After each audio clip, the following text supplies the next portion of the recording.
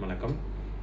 நம்ம முதல் பகுதியில் இந்த மகாபாரதத்தை இயற்றினது வேதவியாசர்னுட்டும், அந்த வேதவியாசர் சொல்ல சொல்ல விநாயகர் அதை எழுதினதையும் முதல் பகுதியில் பார்த்தோம். இந்த 2வது பகுதியில் நம்ம இந்த வேதவியாசருடைய பிறப்பை பற்றி பார்ப்போம். இந்த வேதவியாசர் யார் அப்படின்னா, நம்ம பராசர முனிவருக்கும் சத்தியவதி அப்படின்னு சொல்கிற ஒரு மீனவ பெண்ணுக்கும் மகனாக பிறந்தவர் தான் நம்ம வேதவியாசர்.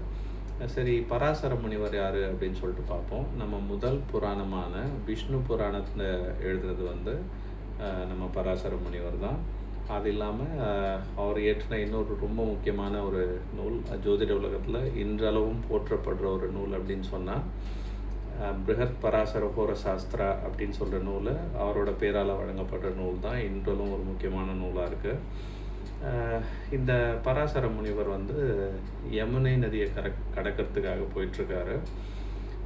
அப்போ வந்து அங்கே இருக்கிற எல்லாருக்கும் உதவி பண்ணிட்டுருக்கிற ஒரு மீனவ பெண் சத்தியவதியை பார்க்குறாரு. பார்த்து அவங்க மேலே அவருக்கு ஈர்ப்பு ஏற்படுது.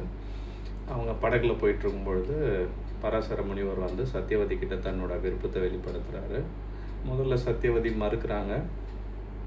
தொடர்ந்து நம்ம பராசரருடைய வற்புறுத்தலின் பேரில் அவருடைய விருப்பத்துக்கு இணங்குறாங்க.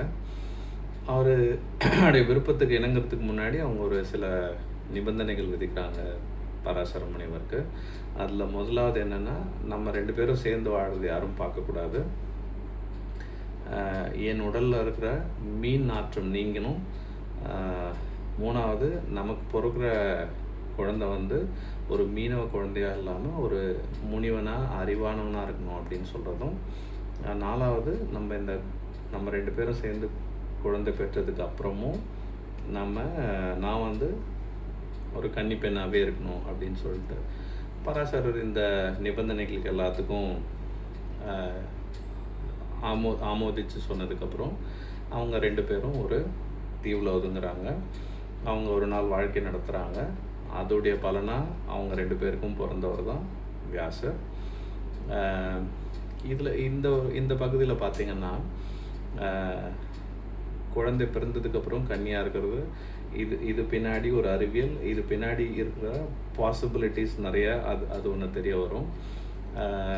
அதுக்கப்புறம் இந்த பகுதியில் நம்ம பார்க்குற இன்னொரு விஷயம் என்னென்னா,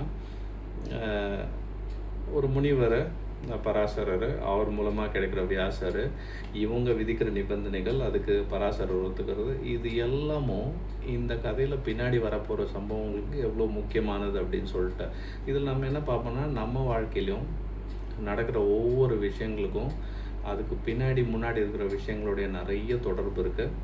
அதுதான் இந்த ஒரு பகுதியில் பார்ப்போம். இவங்க இங்கே கேட்குற வரங்களும் அதுக்கு பின்னாடி நடக்கிற சம்பவங்களுக்கும் எப்படி ஒரு தொடர்பு இருக்குது அப்படின்ட்டு அதே தான் நம்மளுடைய வாழ்க்கையிலும் நடக்குது. நன்றி, வணக்கம்.